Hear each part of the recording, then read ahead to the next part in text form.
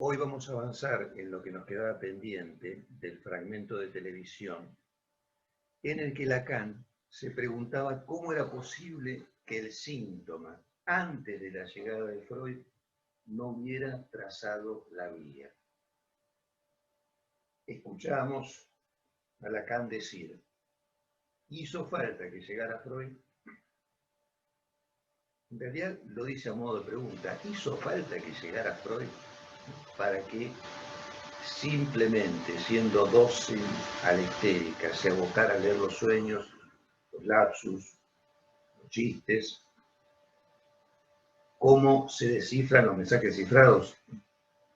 Y es en este punto que Lacan comentaba que a la vertiente del sentido, el estudio del lenguaje opone la vertiente del signo. Y la verdad que nos sorprendía esta referencia al signo. Es un término que parece remitirnos a un momento anterior de Lacan, pero estamos en 1973, 1974. Estamos en la primavera lacaniana, se podría decir.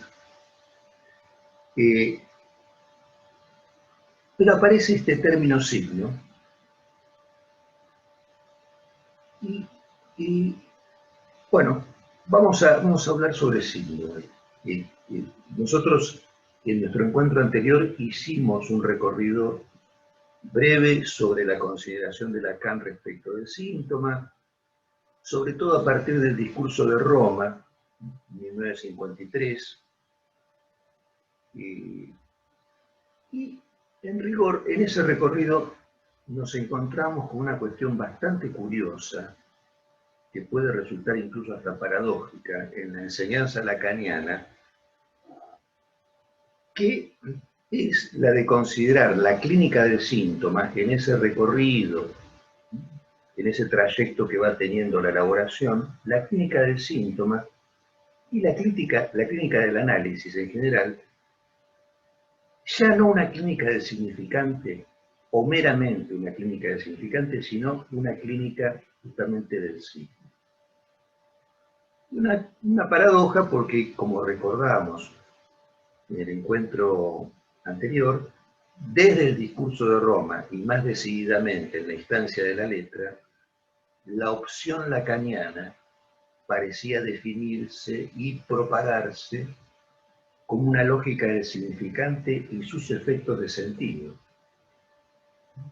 Y ahora nos encontramos en televisión escuchando que el psicoanálisis no opera en el nivel del sentido, o al menos no solo en ese, no lo dice así Lacan, pero yo creo que me parece que podríamos decir, no solo opera en la dimensión del sentido, sino que aparece esta teoría del síntoma, en la cual a la línea del sentido se le opone la línea del significante sin sentido.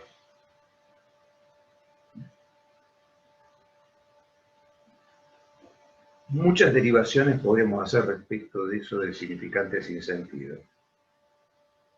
De algo que opera desde un lugar que no atañe al sentido, que está excluido de ese campo del sentido, pero no por estar excluido no deja de operar y de tener efectos sobre ese otro campo que es el del sentido.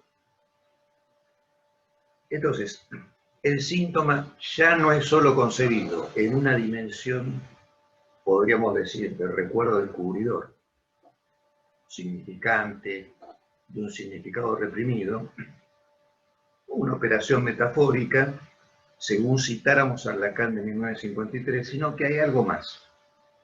El síntoma ya no es solamente un mensaje a descifrar.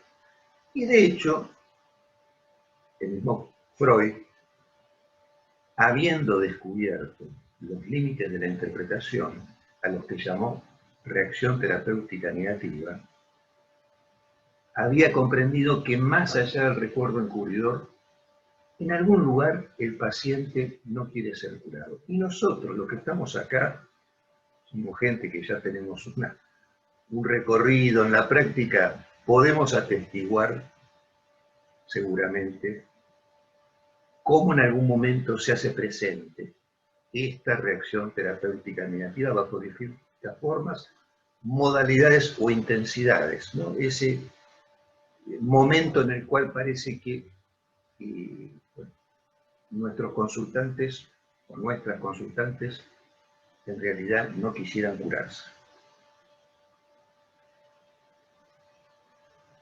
Y si el síntoma, no podría decir, si el síntoma, una vez que ha sido tratado,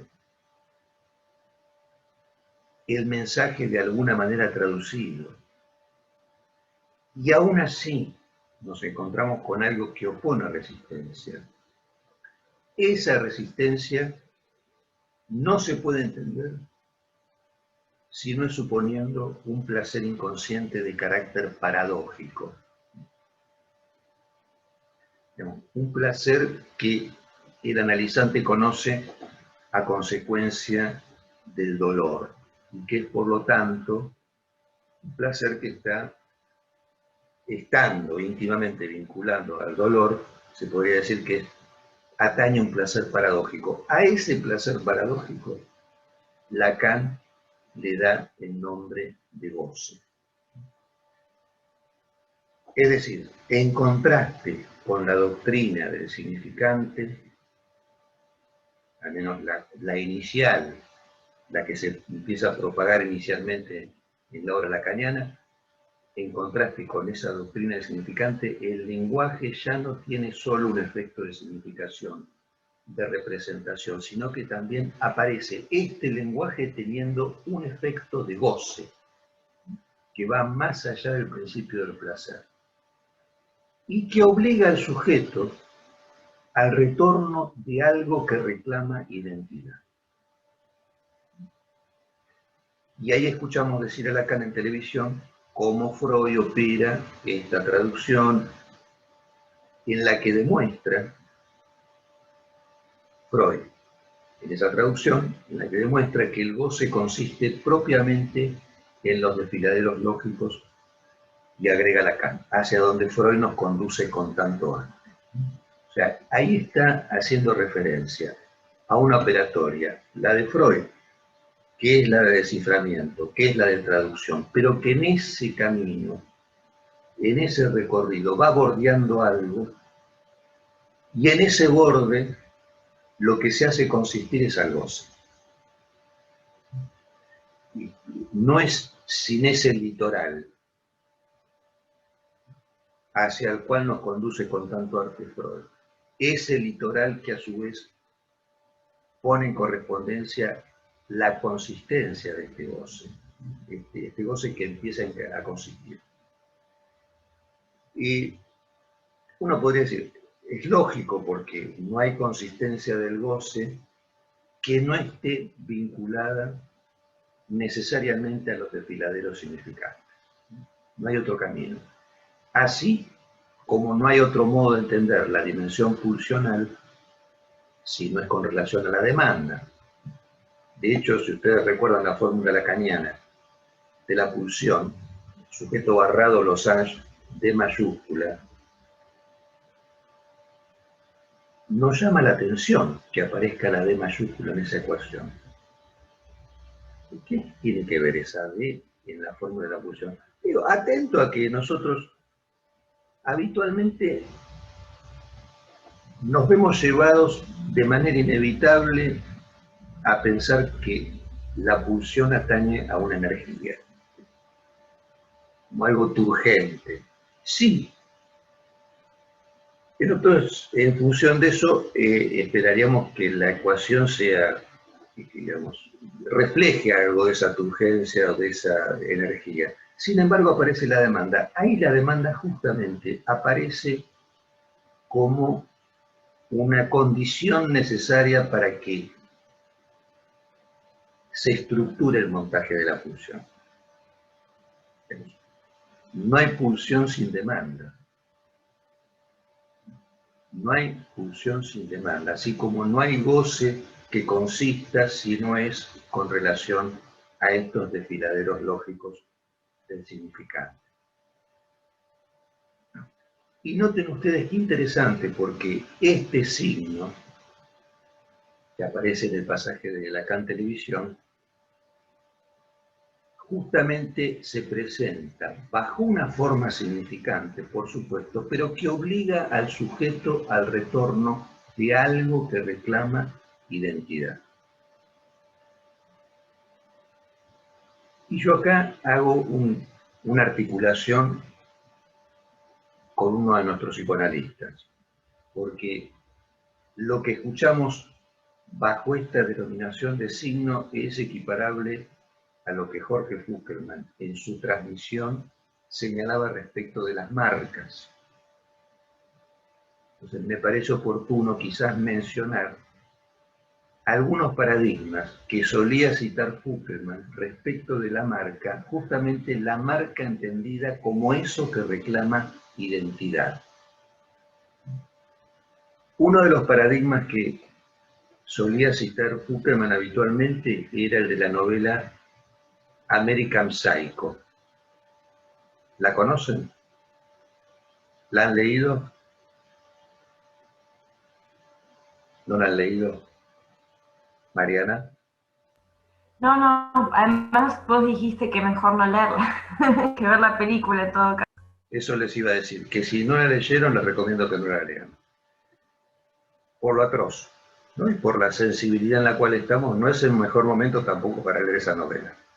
Hay una película de los 2000, creo, el año 2000, que es American Psycho, con el actor Christian Bale. Esa sí se la recomiendo porque es casi como una comedia de humor negro, ¿no? Interesante. Pero no refleja la atrocidad de la novela, American Psycho. ¿De qué trata esta Pero novela? es el tipo que descuartiza a todo el mundo, ¿no? Esa es ¿Cuál, Lucila? la película donde el norteamericano que quiere ser exitoso descuartiza a todo el mundo. Esa es la que los pone en la ladera y todo eso, que corta a sus amantes. Ah, sí, sí, la vi en aquel tiempo. La viste en aquel tiempo. En aquel tiempo, con un compañero de psicología. Efectivamente, se trata de un personaje que es un yuppie en la época de Reagan, en los 80, Wall Street floreciente, el tipo formando parte de una corporación financiera, muy atento a su aspecto, a su imagen, y sobre todo, tanto él como sus pares, atentos a las marcas de los objetos.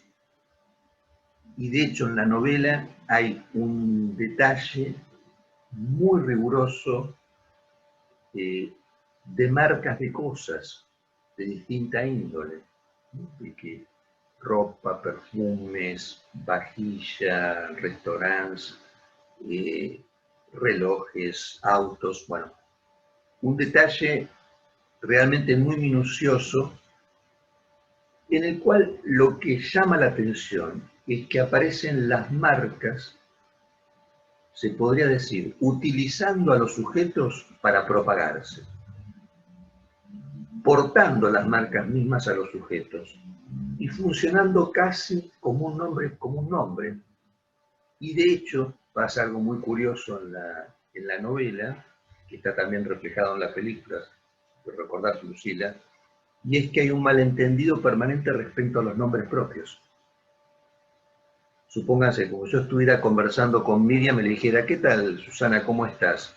Y Miriam no me desmintiera y me dijera, sí, ¿qué tal, Rodolfo? ¿Todo bien por aquí? Y yo tampoco la desmintiera. Bueno, estos malentendidos en la novela son permanentes, porque en rigor lo que importa allí es si vos estás mejor dicho, si tal marca te porta o no te porta.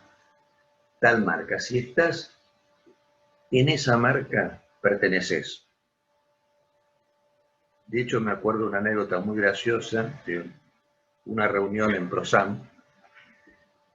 Estábamos coordinando con un amigo, Mariano Córdoba, y alguien contó un caso.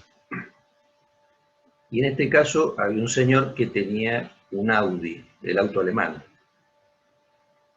que es un auto de alta gama, según entiendo yo. Entonces, el colega comentaba sobre este señor que tiene Audi y que Para mandarse la parte, iba con el Audi a zona norte, a un lugar donde había un embarcadero, y estacionaba el auto en el embarcadero. Su Audi, su auto alemán.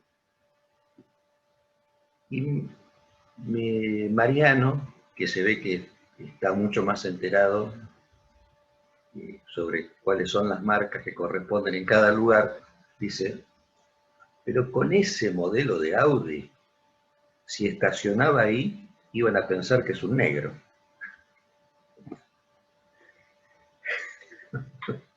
Con ese modelo de Audi, iban a pensar que es un negro. Bueno, se ve que Mariano estaba mucho más informado que yo. Bueno, lo que llama la atención en esta novela es que por un lado tenemos a estos yuppies y a este yuppie en particular en esta relación con las marcas, y en correspondencia aparecen los cuerpos, tal como recordaba Lucila, los cuerpos marcados, pero en un sentido brutal, despedazados, mutilados, decapitados. Y Fukelman justamente hacía una correspondencia entre esta relación con la marca y cómo esta prevalencia de la marca de las cosas tendía a un borramiento de las relaciones con el nombre propio. Un borramiento que Fukelman lo hacía corresponder con la temática edípica. En tanto, él decía, bueno, en la neurosis clásica nos encontramos con la problemática de papá y mamá, habitualmente. Y esta problemática puede tomar la forma de, este es mi papá, o esta es mi mamá, pero indicado desde el síntoma. El síntoma indicando, este es mi papá, o esta es mi mamá. En esta novela, de alguna manera, lo que tiende a borrarse es esta relación con el nombre propio, con lo cual tiende a borrarse esta temática edípica, o en todo caso no a borrarse, sino a extenderse en un plano idealizado, no encarnado, con las consecuencias que puede traer eso para el cuerpo. En otro lugar de la enseñanza fukelmaniana, donde aparece mencionada esta temática de las marcas que reclaman identidad, es en aquella situación en la cual los nenes y las nenas en la primera infancia piden que se les lea el mismo cuento, una y otra vez. Y esa solicitud, esa demanda es de que se les cuente el cuento sin ningún tipo de variación. Es más, se podría decir que hasta se reclama que esa variación no afecte la cadencia, el ritmo, la melodía en el cual uno cuenta el cuento, lo cual es imposible, ¿no? Es un reclamo de identidad y la puesta en juego de la imposibilidad. Esa demanda de identidad. Entonces, lo que comentaba aquí Fukelman en este paradigma es que a él le parecía que ahí se tejía el registro del momento en el cual estas marcas pueden empezar a desplazarse si es que los mayores cumplen estrictamente con eso que se les pide. Digo, si los mayores aceptan entregarse a este juego de contar el mismo cuento una y otra vez, es como si estuvieran tomando el relevo de las marcas que piden que algo sea uno y siempre lo mismo. Y al tomar el relevo los mayores, entregándose al juego, los nenes y las nenas quedan liberados de tener que encarnar ellos mismos ese lugar en el cual las marcas reclaman identidad. Y de hecho, quienes atendemos consultas por la infancia, podemos atestiguar cómo, efectivamente, los nenes y las nenas suelen encarnar estas marcas o esta problemática de las marcas reclamando identidad. Marcas, signos, letras, también aparece en la obra lacaniana con este nombre, letras, marcas, signos. Y de hecho yo creo que Lacan utiliza esta palabra signo porque seguramente la palabra letra en ese lugar donde estaba transmitiendo, que era televisión, hubiera llevado a lugares un poquito más difíciles de explicar. Entonces que signo quizás para quien estaba escuchando el programa era más metabolizable que la palabra letra, en ese caso. Entonces les decía, en el caso que los mayores se entreguen a ese juego, se abre la posibilidad de que el niño o la niña no sean solo una marca, sino que se pase a hacer algo con esas marcas. Que en la infancia lo que se espera que se pase a hacer es jugar. Bien, entonces, hecho este paréntesis de cómo en Fukuyama aparecía el tema de las marcas, que se corresponde con estos signos, a los cuales hace referencia Lacan. Esta brega por el retorno de lo mismo. Y que opera como efecto de goce en el campo del lenguaje. Ese efecto de goce justamente impone un límite a la importancia del sentido. Impone un límite a la consideración del síntoma como meramente metáfora. Y de hecho, más adelante vamos a escuchar en televisión cuando Lacan juega con el equívoco, si no lo hizo ya hasta ahora, creo que no. Juega con el equívoco entre jouissance, que es goce en francés, y en francés el jouissance como sentido gozado. Ahora bien, ese efecto de goce significa que se goza del propio inconsciente a través del dolor, lo cual supone un sinsentido. Entonces, por un lado tenemos el inconsciente, que es lenguaje. Es decir, en las palabras de Freud, el inconsciente es placer. Un placer en juego a través de las sustituciones.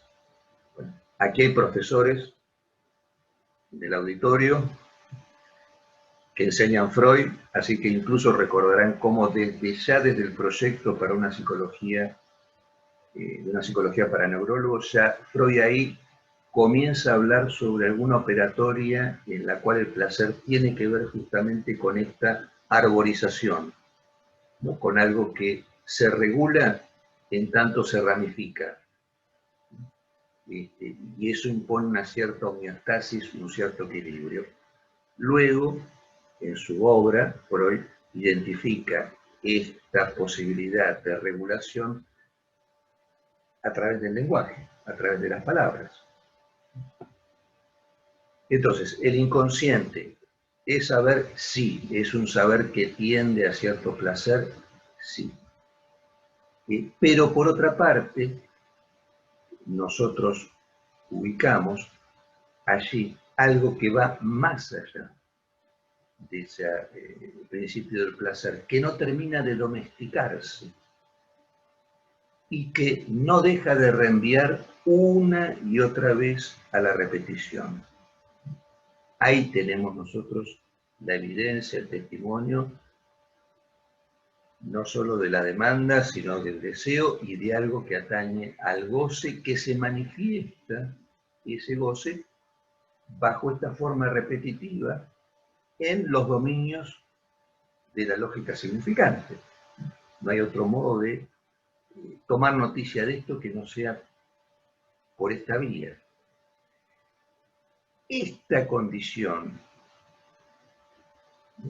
que nosotros podemos distinguir, que es la del goce, ahí revelándose a través de estos desfiladeros del significante, toma una tremenda importancia teórica, porque es realmente un cambio de énfasis en la doctrina del lenguaje, porque ahí tenemos, podemos decir, como dos vertientes también.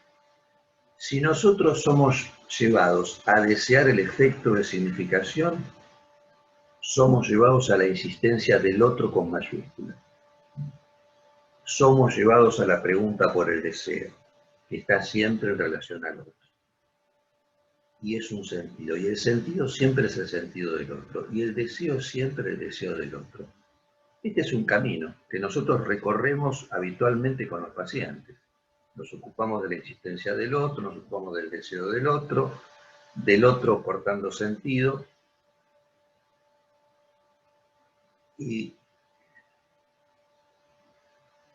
Pero el tema es que en algún momento se hace evidente justamente algo que atañe al goce, a la producción de goce, y el panorama ahí es completamente diferente, porque el goce, como tal, no está en relación al otro con mayúsculas. No está en esa línea. El goce es primariamente egoísta, podría decirse. El goce por sí mismo, además, no ofrece ningún propósito, ninguna intención. El goce es para nada. Es inútil. Ayer escuchaba una pequeña entrevista a Seinfeld, un comediante americano, seguramente lo conocerán. A mí me interesa mucho escuchar a los comediantes porque tratan, cuando les preguntan de qué se trata su tarea, es como si nos preguntaran a nosotros de qué se trata la nuestra. Hay una dificultad para transmitir lo que hacemos ahí y las operaciones que atestiguamos en el dispositivo nuestro. Entonces él decía que le preguntaban cuánto tiempo le llevaba escribir, cuestiones que tienen que ver con la comedia. Y él decía que había mucho tiempo en el cual no hacía nada. Y después escribía. Y decía que era necesario un tiempo para nada para que luego él pudiera escribir. Algo que por otra parte, dice, no tiene ninguna utilidad. Digamos, no otra que reírse, cuya utilidad, bueno, en la dimensión que nosotros podemos entender el utilitarismo, es un sinsentido, es para nada. En concreto no tiene ninguna utilidad. Bien, en ese sentido el goce es antiutilitarista, es para nada, es inútil. Pero por otra parte lo interesante es que justamente el lenguaje del inconsciente no puede situarse si no es a través de un discurso y especialmente el discurso del psicoanálisis. Es por eso que en televisión nos vamos a encontrar con una frase casi aforística, que es el inconsciente existe solo gracias al discurso, el discurso del análisis. Con lo cual, el análisis tiene que responder una pregunta, que me parece que todos nos hacemos en algún momento de los tratamientos, y es, ¿cómo puede cambiarse la forma en que un sujeto goza? ¿Cómo puede cambiarse la forma en la cual un sujeto goza? Y para esto, no puedo decir, el paciente tiene que ceder algo de su gozo, que tiene que transformar el síntoma en símbolo, podría decirse. Y de hecho, la invitación inicial que nosotros formulamos para hablar es una invitación a usar el signo como significante, y no como síntoma. Es como si dijéramos, bueno, deje de repetir y empiece a hablar. Esa es la expectativa. Esa es la esperanza. Y de hecho se podría decir que en el pedido de consulta, en la presencia de alguien que viene a consultar y que se pone a hablar, ya hay una sesión de goce. ¿A qué me refiero? Bajo el discurso a la calle, y se lo digo de esta manera.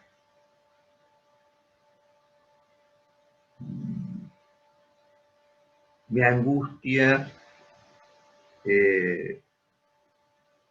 la relación con las personas, me angustia, qué sé yo, salir a la calle Ahora, cuando esta persona se pone a hablar, no es la angustia que le genera la relación con las personas, no es la angustia que le genera salir a la calle, es lo que empieza a decir sobre esa angustia de salir a la calle o sobre esa angustia de relacionarse con las personas, con lo cual ya ahí no se trata del padecimiento, sino lo que dice sobre el padecimiento, y ahí ya hay una cesión.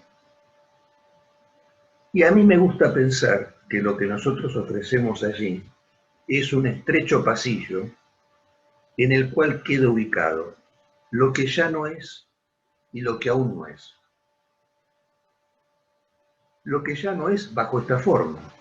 Si yo comienzo a hablar, ya no es lo que me pasa, es lo que digo sobre lo que me pasa. Al hablar pierdo. Al hablar pierdo eso que el psicoanálisis conoce como objeto. Y por otra parte, cuando me pongo a hablar y me entrego a ese ejercicio de la palabra, hay algo que aún no ha advenido, que advendrá. Entonces ahí estoy alistando lo que ya no es. Por eso digo que me gusta pensar que nuestra disposición está ubicada en esta zona en la cual se encuentra, limitado, demarcada por lo que ya no es y lo que aún no es, como en entre dos faltas. Entre dos faltas.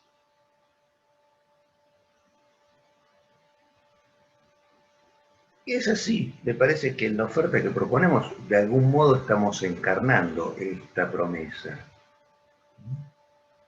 Digo, una promesa que por lo pronto está incluso únicamente señalada por nuestra presencia, aun cuando el sujeto no haya empezado a hablar. Digo, implica la potencial activación de la función y campo de la palabra. Justamente, no contamos con otro recurso que justamente ese, el atinente a los poderes de la palabra. Y en esa promesa está la esperanza, que es la relativa, a que el síntoma sea interpretable. Por eso decía yo que este dispositivo nuestro apunta al porvenir, pero apunta también a lo perdido. Y cuando digo apunta al porvenir, ahí ustedes seguramente habrán escuchado algo que atañe a un significante que representa a un sujeto para otro significante. Ahí estamos alistando el porvenir.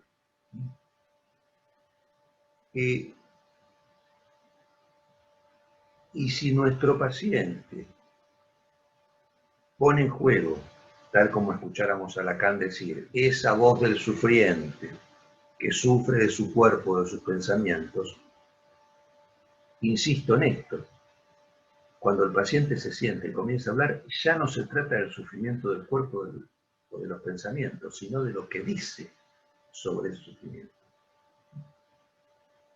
Entonces, reitero, para mí esta dimensión ofrecida transcurre en ese estrecho pasillo entre lo que ya no es y lo que aún no es. Y se ponen a pensar, se parece bastante a hablarle a los bebés.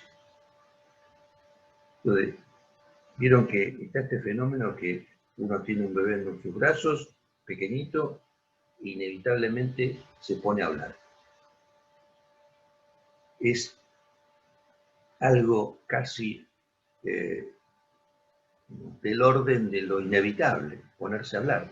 Es un fenómeno tan habitual, pero por ser habitual es no menos extraordinario. ¿Por qué? Si nos dirigimos a un bebé, nos ponemos a hablar inmediatamente. Lo que sí importa, no podemos dejar de hablar. Yo creo que ahí también el hablar dispone algo de lo que ya no es.